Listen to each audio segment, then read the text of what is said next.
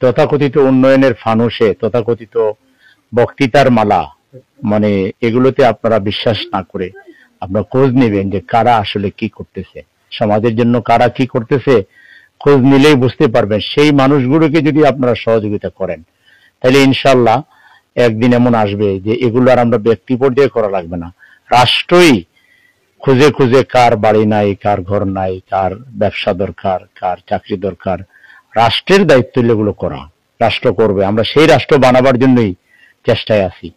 সামনে আমাদের সুযোগ আছে, জাতীয় নির্বাচন আসতেছে। এই নির্বাচনে দেশবাসী সঠিক সিদ্ধান্ত নিয়ে সঠিক নেতৃত্বের হাতে দেশের চাবিকাঠি তুলে দিয়ে আপনারা আপনাদের যথাযথ নৈতিক নাগরিক দায়িত্ব পালন করবেন। ইনশাআল্লাহ আমরা আশা করছি আমাদের দেশ বদলাবে, পরিবর্তন হবে, এই দেশ উন্নতির দিকে যাবে। সঠিক নেতৃত্বের হাতে পড়লেই দেশ উন্নতির দিকে যাবে। আমরা সেই প্রচেষ্টায় আছি।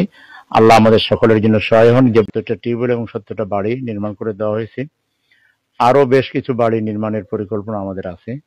যারা অত্যধিক গরিব, যাদের হয়তো জায়গা আছে কিন্তু ঘর বানাবার ব্যবস্থা নাই, আল্লাহ তো কোরআনে এটাই বলেছেন, কুনতুম খায়রা উম্মাতিন উখরিজাত লিন-নাস, তোমরাই সর্বোত্তম জাতি, তোমাদেরকে মানুষের কল্যাণে এই দুনিয়াতে আনা হয়েছে। এটা এমন একটা কাজ, আল্লাহ রাসূলের হাদিস হলো খায়রুন নাস মান ইয়ানফাউন নাস, তোমাদের মধ্যে উত্তম মানুষ তারাই যারা মানুষের উপকার করে।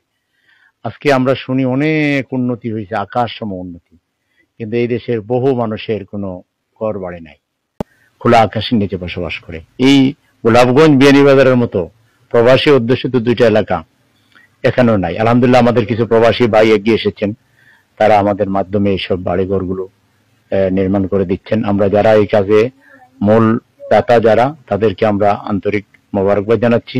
আল্লাহ তাদের দানগুলোকে কবুল করুন এবং এটা নির্মাণের কাজে যারা মূল বাস্তবায়নের কাজে ছিলেন, আল্লাহ তাআলা তাদেরকেও জাযায়ে খায়ের দান করুন। এবং আমরা যারা এটার সাথে সম্পৃক্ত, যাদের সহযোগিতায় এই কাজগুলো হয়েছে, আল্লাহ তাআলা আমাদের সবাইকে এর জন্য উত্তম জাযা দান করুন।